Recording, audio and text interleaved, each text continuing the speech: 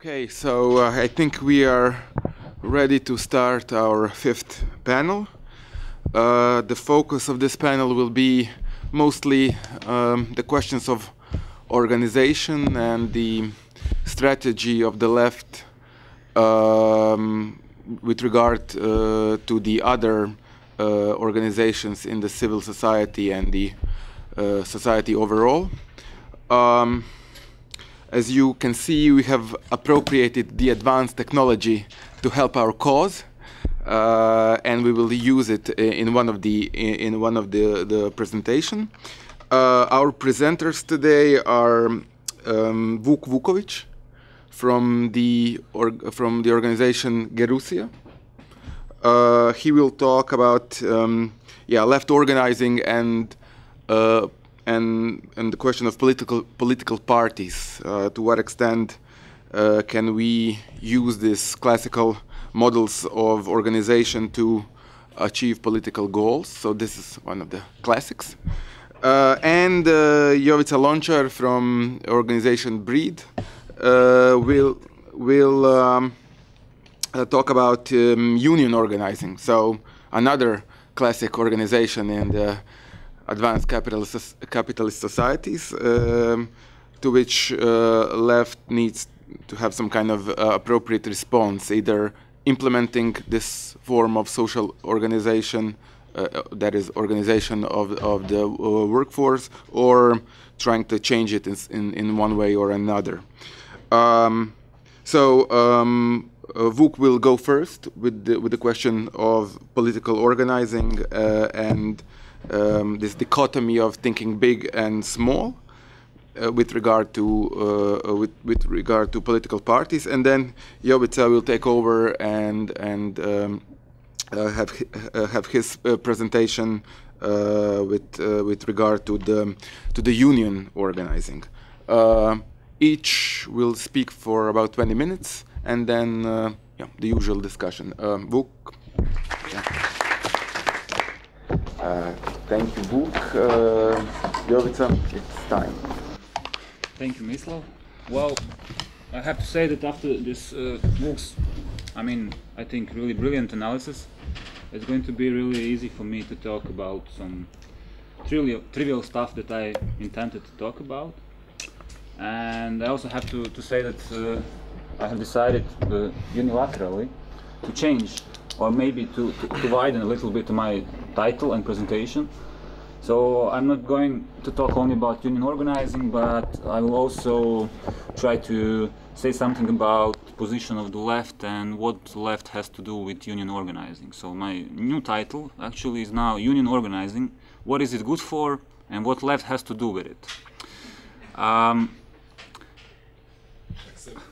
Accepted. Okay, so this is the first time that I stated this title, so thank you. What I wanted to talk about, well, the first thing I want to say something about was the left. Well, we hear a lot of despair about the condition of the left, especially condition of the left, let's say in Eastern Europe. Oh, great.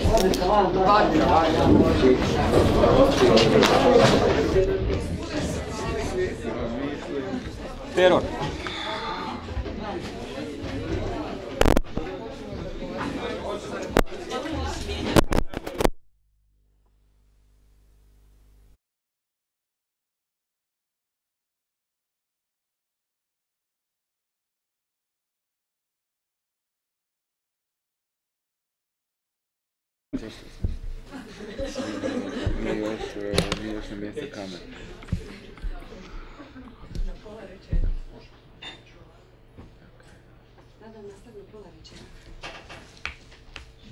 Okay.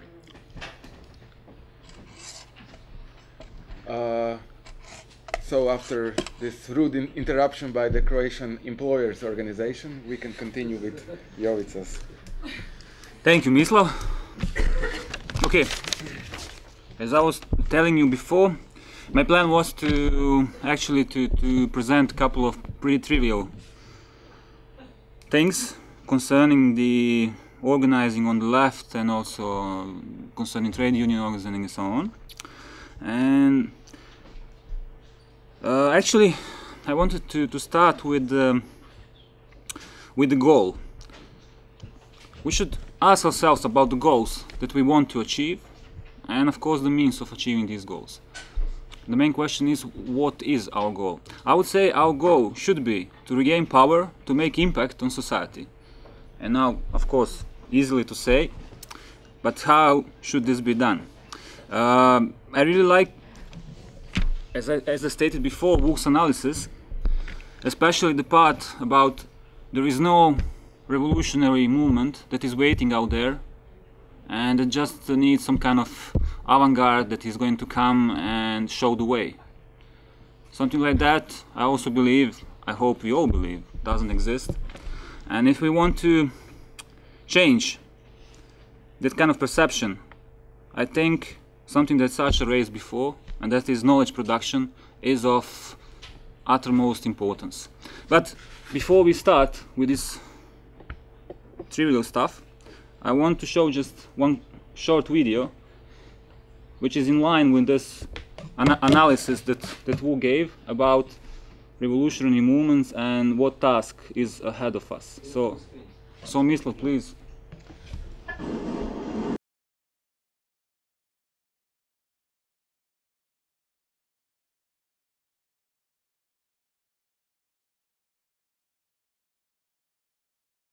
Okay, thank you. Well, this is the clip from movie Rude Boy from 1980. It is sort of semi-documentary, semi-feature movie, and of course it wasn't meant to diss SWP or anything like that. What I wanted to show with this short clip was actually this guy that Strummer is talking to was their roadie. So there we could see, let's say, the level of so-called class consciousness or something like that. But what is the important stuff there? I think this is real and actual problem which any of us is going to face or is facing already out in the open, let's say. When I say us, by us, usually it's students, academia, precarious workers, unemployed, and so on. I want to ask one thing before, and which is going to help me with this part on the trade unions. Is are there any members of trade unions here? How many trade union members we have? 2, 3, 3. No, that's not trade union. Real trade unions. Okay, I would say maybe only the keynote speakers. That's the reason why they are keynote. Joking. Well, that is the usual experience. That's at least my experience from, I don't know, conferences, lectures, and so on. Usually, not more than 20% of people, when you ask, they say, "Okay, I am," and then the second question is, "And what is, I don't know, your role in the trade union, or do you feel like you're doing anything, or are you satisfied with the politics that your trade union is leading?" And usually, I don't know what the situation in Greece or Germany, but usually in Croatia, people are not satisfied and they see only problems, and they are in trade union because they believe they should be there, and they would like the politics the trade union is leading would be different, and so on. But usually it's not. And what I wanted to state here is that usually at these meetings, or what is considered the left, we are actually, let's say, a bunch or pile of individuals who are trying to do something.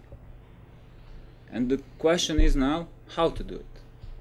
How should we get involved into these social problems, into this goal that I don't know, said, so regain power to make impact on society? And we are here usually, I mean, if I put another question, how many civil society organization members are here? I would say 80%. No? Usually it's quite a big number. Why is it like that? Usually because it's the only way how you can finance any of the activities that you want to do.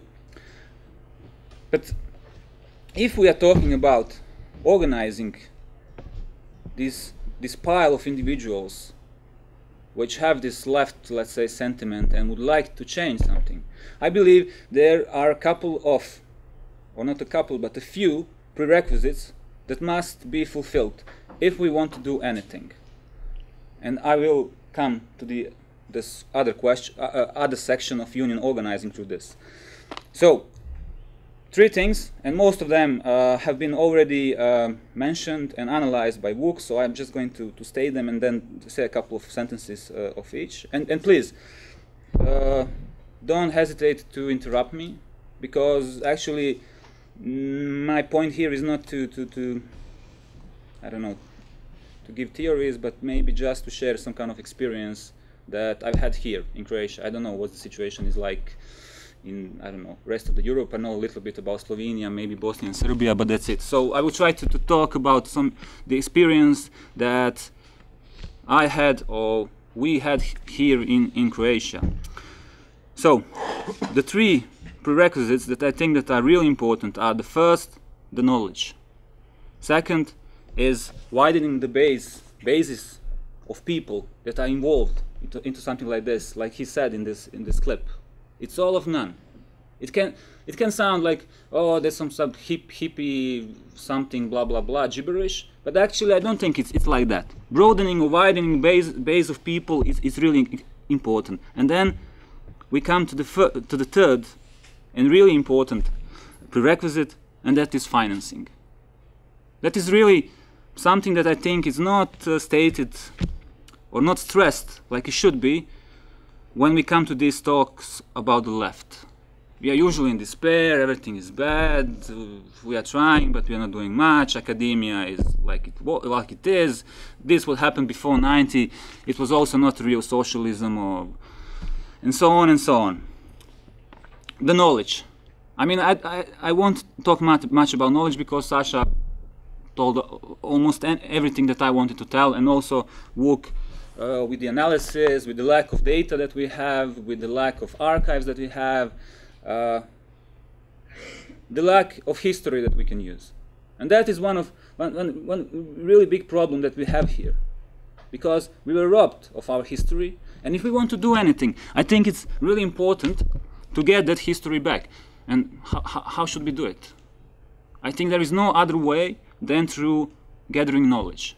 And it means analysis, it means theory, it means practical knowledge. So all sorts of knowledge are really important. And why I'm trying to stress this? Because you can very often hear that knowledge is not actually that important, that is only like a theorizing, and people get around at conferences and then they travel around Europe and nothing of that knowledge is ever put into motion.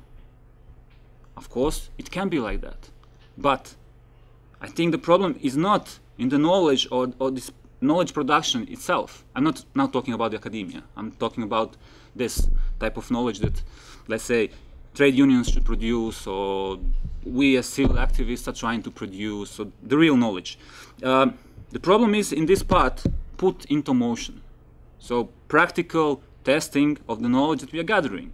That is something, that is a real problem. And I think this whole story about theorizing that is not leading to anywhere is just, let's say it bluntly, it's a rubbish. You cannot think of a real, and by real I think the action that is going to have an impact on society. I'm not talking about actions, we've done something because, well, we have an organization and then we have to do something from time to time. Not that kind of action. I'm talking about kind of action that brings me to my second prerequisite, and that is broadening or widening basis of people.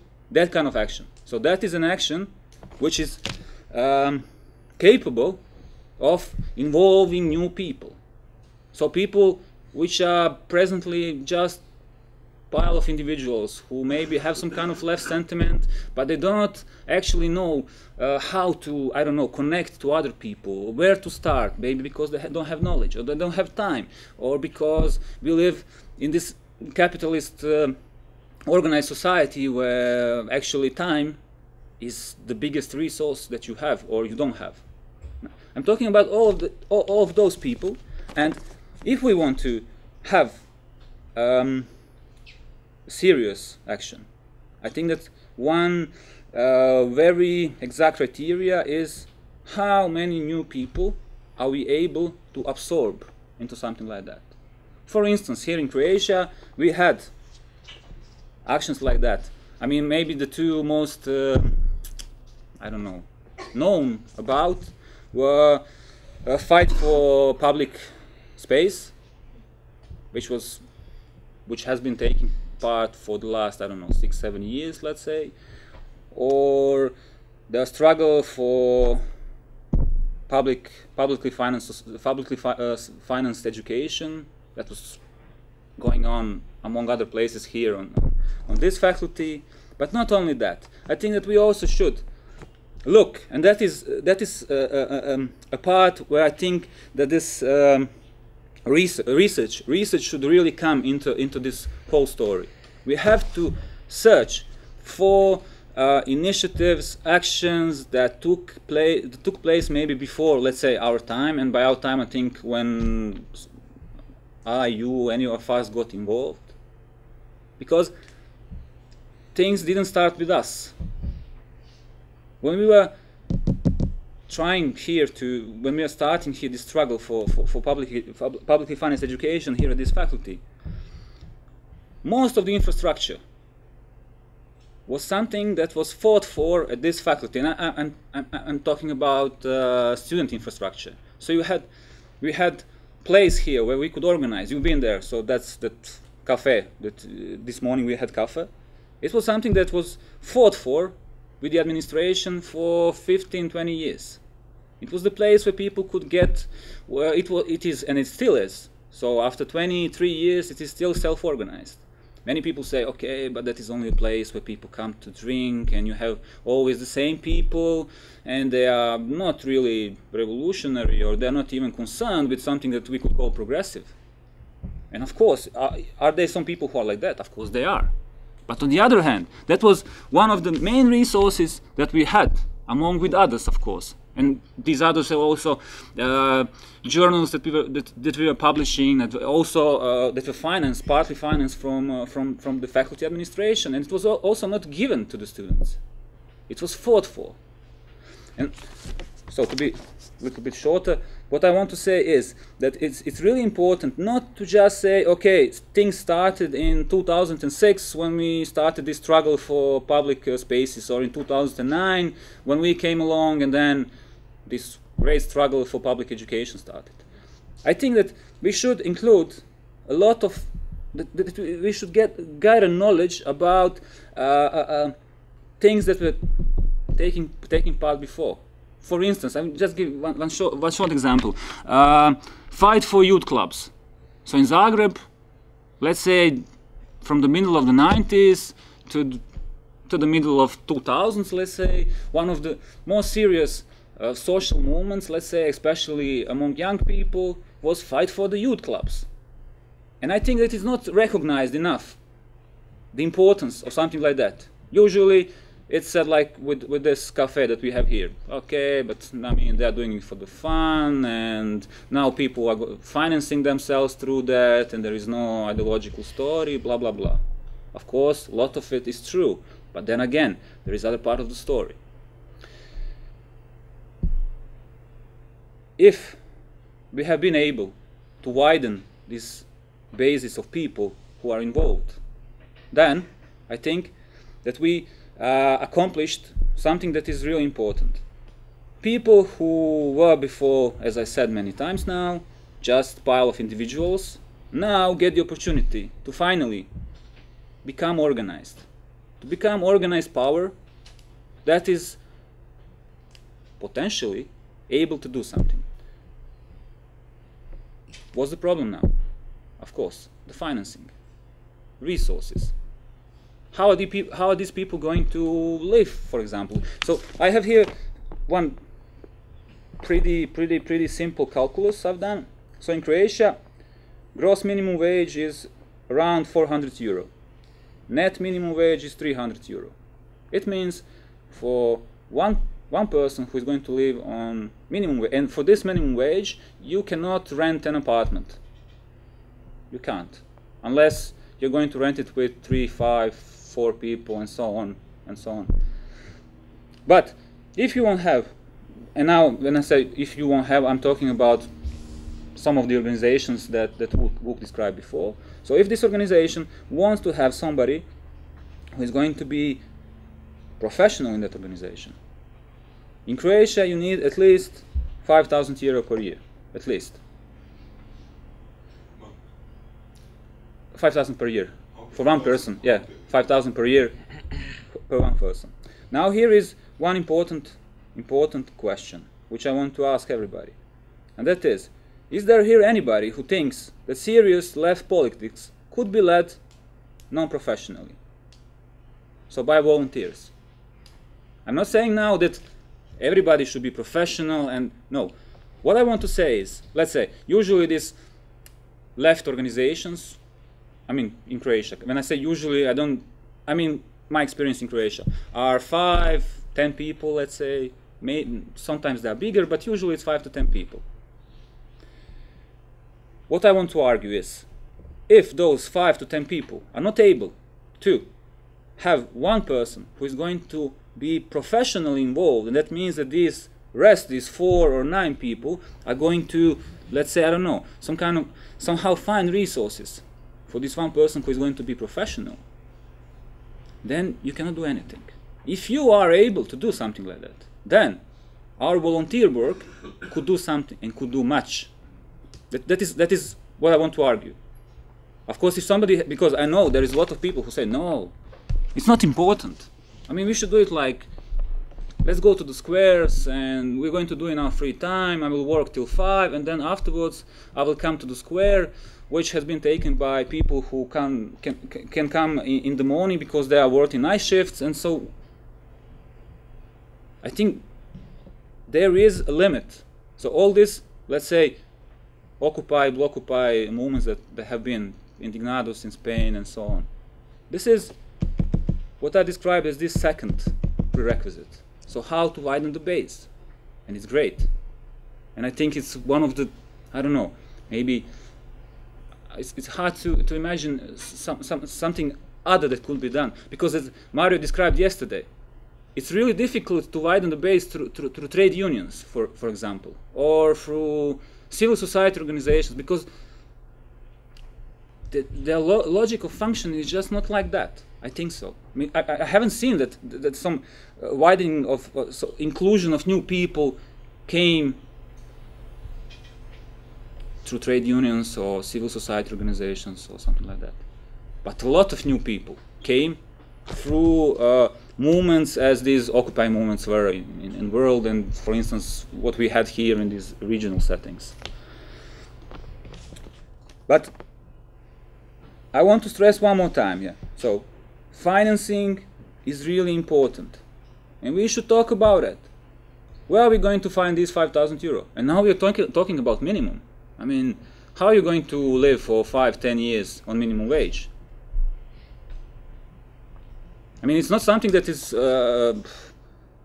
sustainable. Yeah, that's sustainable. I don't think it's sustainable. I mean, if there is somebody who thinks it's sustainable, okay, tell me, and I would like to know it, because I would like to be wrong about this. And tell you the truth, our experience here is that one person that is working for this minimum wage actually can't do much. But this little that can be done by one person who is on a wage is like, I would say, 3 to 5 times faster than 5 to 10 of us. And this is what, now I'm not talking like, okay, I heard for somebody. We did it. We know it. In the moment that we were able, and why we were able. Not because, I don't know how, we self-gathered that kind of money, like 10,000 euro. I mean, where are you going to get 10,000 euro in Croatia? I don't know. I mean, for workers' rights or for, let's say, left activism, usually European Union doesn't want to finance you. And even if we wanted to, the bureaucracy that you have to do, you already must have, I mean, for a EU, let's say, for an EU project, you already must have 4 or 5 people, professionals, with experience in that kind of financing and so on. And we are talking now here again about these small organizations who, I think usually, but some of them, as Vuk described, think really big. How are you going to think big? Where are you going to find money to think big? I don't see it. So, this kind of money, you have to find it somewhere. Where we did find it? We didn't find it. We find it at Rosa Luxemburg, of course. But is it sustainable? I don't think so. I think there is still a big problem. How are we going to find more money? Are we going to be project-oriented, financed forever? We can. But then I think we should stay at this small time thinking, because then you don't have resources. If your main source of finances are projects, forget about it. I don't think there could be a serious left politics, let's say, merged with project financing. That, of course, doesn't mean that we should say, okay, we don't want project financing. No, that is not what I'm saying. 5 minutes, great, more than enough. What I'm actually saying is this. And this is where I come to the trade unions, and I will try to be brief, because I want us to have discussion, because I want to stress it one more time. I really think that this Vuk's analysis was really brilliant. And that's what I heard before about former Yugoslavia, because I know that most of this can be applied for situation in former Yugoslavia, and I think it's really a good starting point for the analysis, especially because we have comrades from other European countries. But what I wanted to say is, we must strive for infrastructure. We have to see where that infrastructure is. What do we have? When we talk about Croatia, Serbia, Eastern Europe, what is left from the former times? I would say the main starting point, I won't say the only one, although I think it's the only one, but I won't say it. But the main starting point or entry point are trade unions. Why? Because they still have the resource. So trade union, I would say, I've done some kind of calculation of civil society organizations in Croatia. And if you take all of the civil society organizations in Croatia and pile up their resources, employed people, everything, members, then you would have like 95% of everything would be trade unions. And this 5% would be the rest of civil society organizations. Let's say, just to give you an example, the biggest civil society organization in Croatia has around 30 people employed, I think. That's the biggest one. Document. I'm not talking about this fake civil society like OECD and something like that. So I'm talking about someone who is doing the real job. For instance, this organization is doing related to war and war memories and so on. It's 30 people who are employed, and they are finance project. They are project-based financed. Biggest trade union confederation in Croatia still has around 45 people employed. They have 120,000 members. You can make a calculation, so it's usually the fee per member is around, let's say, more or less average is around 10 euro. So you can make a calculation how much money that is per month. But the money is not the most important thing. The most important thing is the infrastructure that the trade unions still have and nobody else does. What do I mean by infrastructure? Regional offices, they still have it.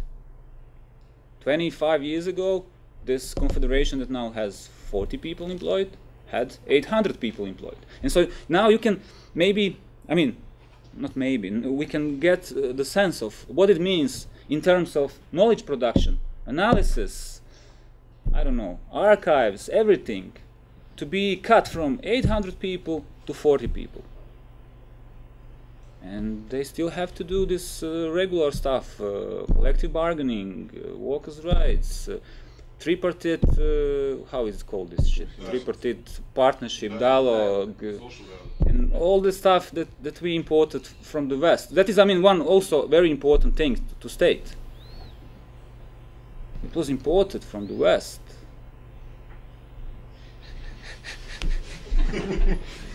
Yes. But I mean, I suppose you get the picture. Why is it really important? And just one more thing I want to say about this, and just to continue what Vuk said is about the trade. It's really dangerous to see the trade unions only through their leadership, and only through these big confederations, biggest branch trade unions, because, and this is let's say perception that we get through mass media. Through mass media, not going to get people who are actually doing the job, who are working in the field, and that is the most important part. When you have the knowledge, this is when I said you should put the knowledge into motion. This is how it's done. Knowledge, field. You cannot read it in the papers. You can only see these bosses who have been there. I think it's throughout Europe, it's Eastern Europe, it's almost the same. People who have been leading these confederations for 15, 20, sometimes even there was no shift from pre-1989 times at all. And you get the impression that with these trade unions nothing can be done. That they are just like one big bulk of something that is almost the same as the governments and so on. But it's not like that. I mean, our experience is exactly as Vuk described. You should first screen. Find people who are doing something that could be considered as good job. Get in touch with those people. And then the most important stuff. Start working with them. And then, if you have these resources, as I said, 5,000, 10,000 euro per year, let's say. I mean, it would be better to have 1,000, but okay. I mean, with 5,000 euro you can do something. With less than that, it's no, I don't know. I don't see even a reason to start anything. If you want to make some kind of a shift with less than 5,000 euro a year, it can be done. And I would really like to be talked into the opposite. Say, come on, don't need any money. So that is really what this whole long and boring story comes to, is that you have a small organization that has knowledge, has people, has this, let's say, sort of a window to the public that was gained through these actions, let's say, has the financing to pay some of the people, and has done this kind of research to whom connect with, and then start connecting. And it doesn't, just one more thing I want to stress, it doesn't mean, okay, now we found somebody, okay, we don't have this revolutionary movement, but we have these trade unions, and now we have somebody to lead. Not like that. Not like that. I mean, when you do some kind of trade union analysis, for example, in Croatia, what do you see? I mean, you can imagine from 800 to 40 people, you can imagine what's going on. But let's say that you want to have a deeper look. And what do you get? You get that they lack people, knowledge, everything, on every level. For instance, when Croatia was in this EU negotiations, we had these 35 chapters that we had to negotiate on. And Croatian trade unions were still pretty serious. I mean, in Croatia, more than 400,000 workers out of workforce of 1.2 is organized. So it's trade union organized. So more than 30% still. But they only had 3 people in these chapters. They had the right to be, I think, in more than 15 or 20, because there were some pieces that, I don't know, concerned the labor and workers and so on. So they could be there, but they couldn't send more than 3 people. What do you think? Why? What were the main reasons? I was really, I mean, shocked in the first place when I found it out. The first reason, I think, was, okay, we have these 5 big confederations, and then was the problem, okay, how are we going to make an agreement? Which confederation is going to give its delegate to one of these chapters? That was something that they had problems for, I don't know, for really a long period of time. And then, after they finally managed to, I don't know, come to some ratios, then came the real problem. They couldn't find people who knew English and knew the matter, the subject. Not more than 3. And you have almost half, at that time, it was 7-8 years ago when those negotiations started, you had more than 500,000, more than 500,000 people were in the unions, and you couldn't find more than 3 people that could go into these negotiations. And when you come and start working with these trade unions that do a good job, they have the same problems as you have with small left organizations, initiatives. They like everything: people, money, I don't know. Usually, the competence with this very modern technology is very basic, and so on and so on and so on and so on. Yes, well, I didn't have time to say much about this parties organizing, but I can only say that. I've written here all aforementioned prerequisites concerning left and unions should also be applied to parties organizing. Thank you.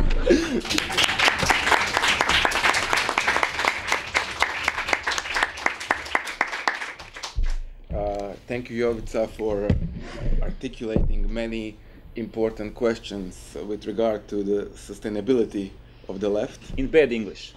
In classic Slavic English. And also thank Vuk, I want to thank Vuk for articulating these pointers in really Machiavellian style so that everybody can understand it. And now I think we are ready for some kind of discussion.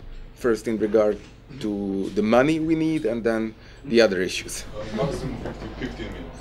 15 to 20 minutes. No, it's not negotiable. I just wanted to say, because we have the restaurant, you know, they're making the food, and we can now have 15 minutes and later join combined discussions after the next panel or so. Okay, because it would be a shame to kind of use only 15 minutes for many important questions which were raised, I think. We can continue the discussion afterwards. Okay. We will start exactly at 4. Okay.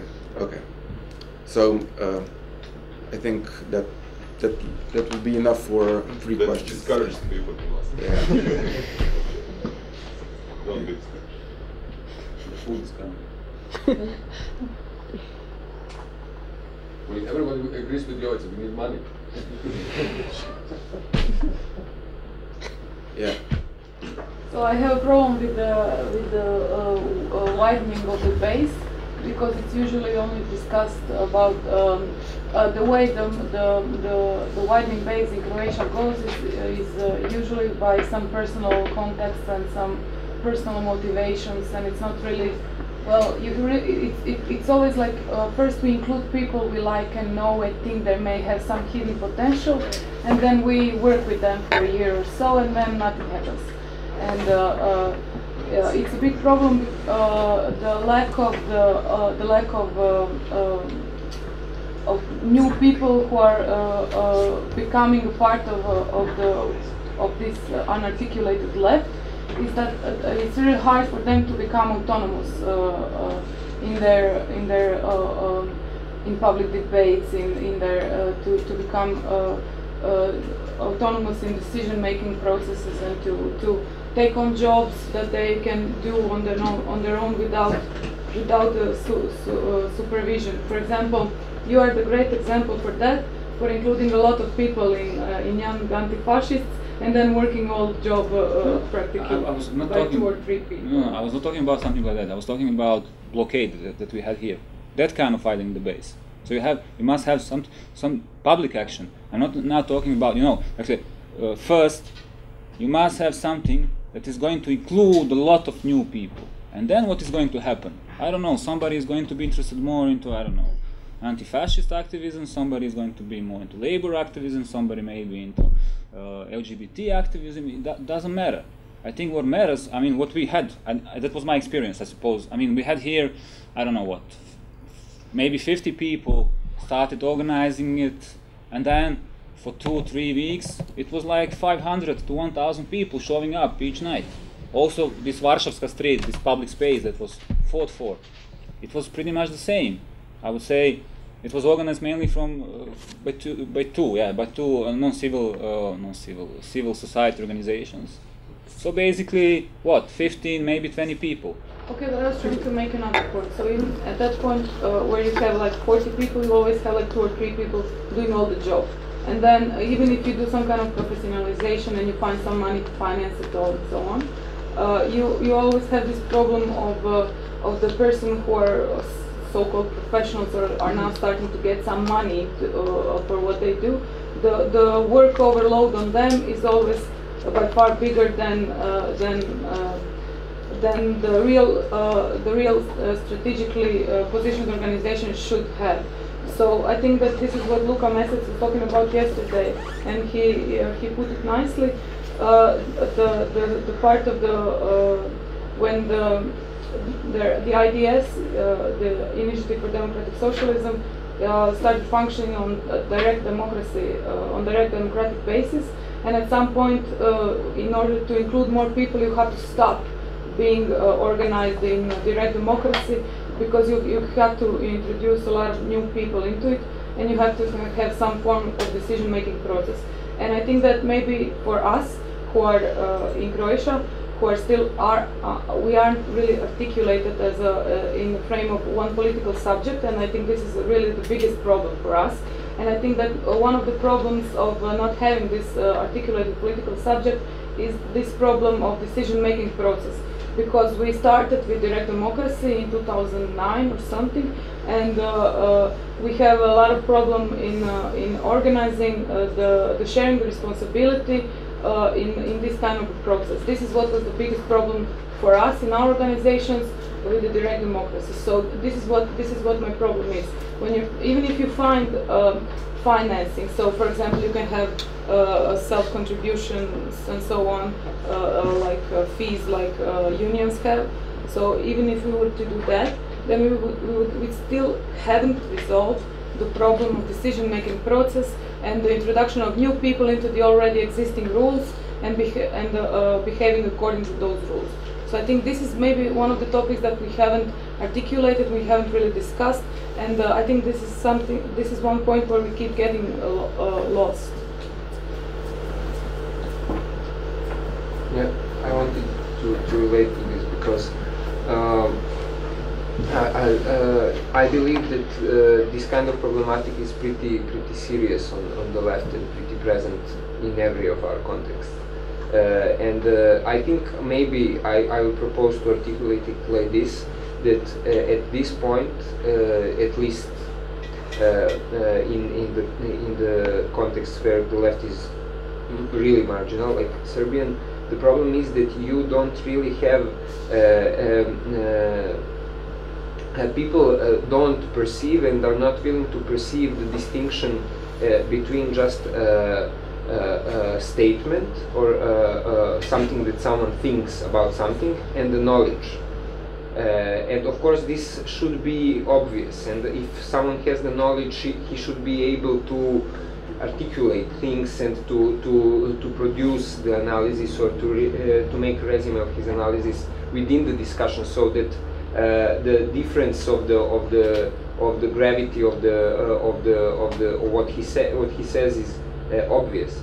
But at this point, I would say we are not yet. Even if someone does this, it is not respected. I would say even.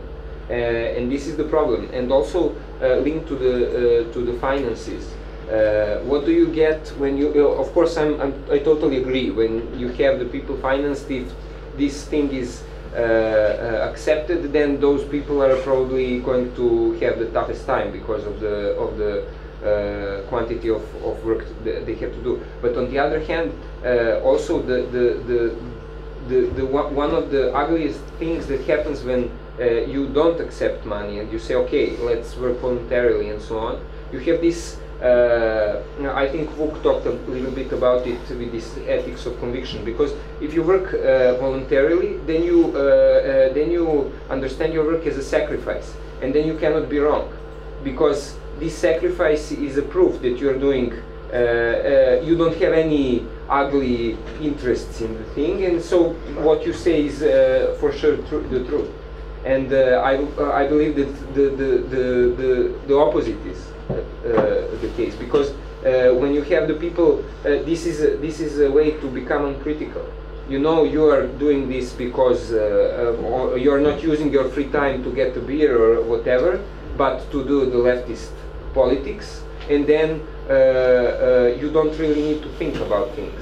Whatever you believe must be true. And when you have this mandate from a group, okay, you will get the money, but you have to do this as the best you can. Then you have this distance from yourself and say, okay, let's see, I maybe now think this, but this is a work and we have to produce a knowledge, and then we go into the empirical data and see, maybe and maybe you get that you were wrong and so on. I think this kind of problematic is pretty present at this point. I guess we have time for one more. Okay. Would you like to respond to these comments, or? Yeah. Well, we just wanted maybe short. Yeah, what you said at the end, that this is the big and serious problem at this moment, and I totally agree. And what does it mean? We should see at the scale. If that is something that we have problem with, where are we now on the scale of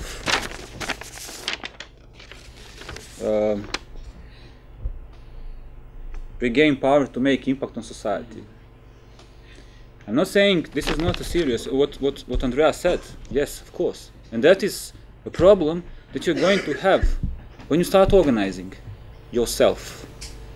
These small groups or bigger groups, and I don't think it's like, okay, if we change a shift, so now we don't want maybe, or I don't know, we don't want to be so democratic as we used to be, but we are going to be more like, let's say, autocratic or something. Yeah. No, democratic principle and structure, you know, they should always, and they go together. What we have here is not a problem of democracy. We have a problem of organizing. It is like that. I mean, I always like to use this, what people usually say, it's hippie, it's for gibberish. But, I mean, if you try to live with somebody, what kind of problem are you going to have? Usually problems that you never imagined you're going to have it. And it doesn't mean, like, now you're going, I don't know, you're living with your whoever, wife, friend, brother, sister, roommate, whoever, roommate of some sort. You're going to have all of those unimaginable problems. That is something that I think that we are experiencing now, and we should ask ourselves, where are we at this path of regaining this power? I would say it's really, really, really the beginning. Paying the rent. Who is paying the rent? Okay. With this comforting thought, I'm gonna conclude. At least we don't have a fire. Well, we had one just a minute ago. I'm going to conclude the fifth panel, and I'll see you all here at 4:25, so that we can begin right on schedule. Thank you.